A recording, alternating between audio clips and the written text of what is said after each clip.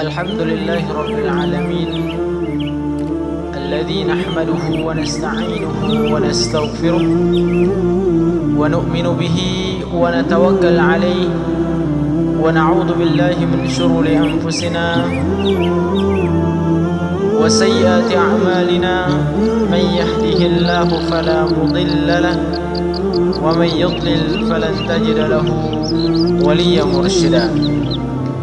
أشهد أن لا إله إلا الله وحده لا شريك له وأشهد أن محمدا عبده ورسوله الذي لا نبي ولا رسول بعده. Menjadi seorang hamba, menjadi seorang umat Rasulullah SAW, tentu kita menginginkan sebuah kesuksesan dalam hidup kita.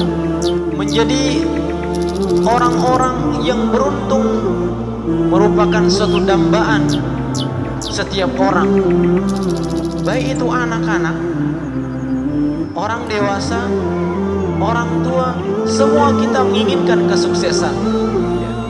Semua kita menginginkan keberuntungan.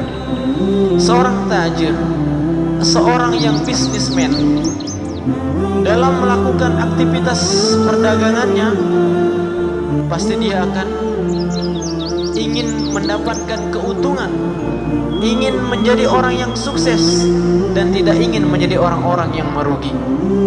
Termasuk pada bulan Ramadan ini, kita sudah menjalankan semua perintah Allah Subhanahu wa taala, meninggalkan makan dan minum kita, meninggalkan syahwat kita. Kita mengerjakan apa yang Allah Subhanahu wa taala perintahkan kepada kita pada bulan Ramadan ini, maka kita berharap menjadi orang-orang yang sukses dalam bulan Ramadan ini. Begitu juga dalam kehidupan kita sehari-hari. Kita ingin menjadi orang yang sukses dari segi dunia kita maupun ukhrawi kita, yaitu akhirat kita. Namun yang menjadi pertanyaan buat kita, apa yang menjadikan kita orang-orang yang sukses tersebut? Bagaimana cara kita agar menjadi orang-orang yang beruntung di sisi Allah Subhanahu wa taala? Maka dalam hal ini Allah Subhanahu wa taala menggambarkan kepada kita dalam firman-Nya, yang dimana surat ini merupakan surat di antara surat-surat yang paling pendek. Walaupun surat yang sangat pendek mempunyai keutamaan yang sangat mulia, mempunyai fadilah yang sangat luar biasa. Maka Imam Syafi'i rahimahullah, "Lau tadabbarun nas", kalau seandainya manusia mentadabburi, merenungi ayat ini, la wasa'atkum, sungguh ini akan cukup bagi mereka.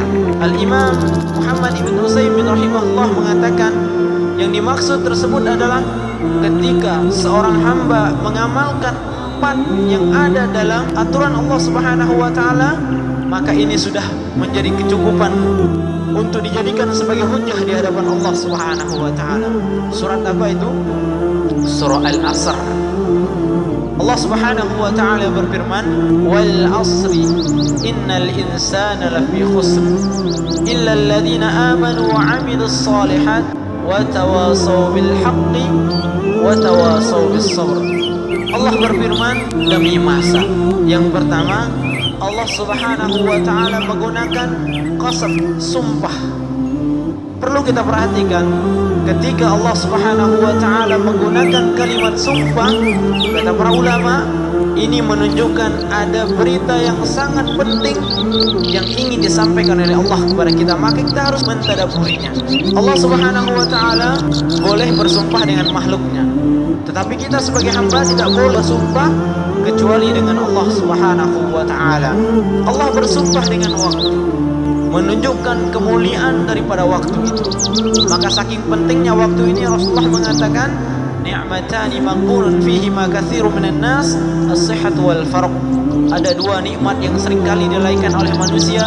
Salah satunya adalah nikmat waktu luang ini. Allah Subhanahu wa taala gambarkan kepada kita, sesungguhnya manusia semua dalam kerugian kecuali orang-orang yang beriman.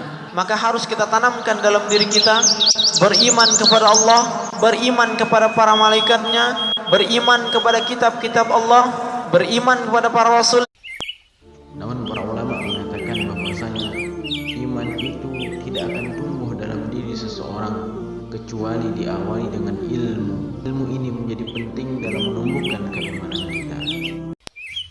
Kemudian yang kedua adalah wa amilus shalihat, yaitu mengerjakan amal saleh.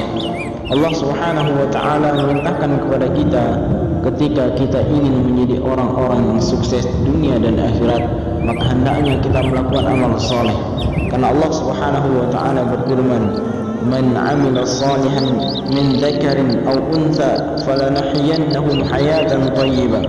Barang siapa yang melakukan amal soleh, baik itu laki-laki maupun perempuan, maka Allah Subhanahu wa taala akan berikan kepada dia kehidupan yang lebih baik, dan Allah akan balas sesuai dengan kebaikan.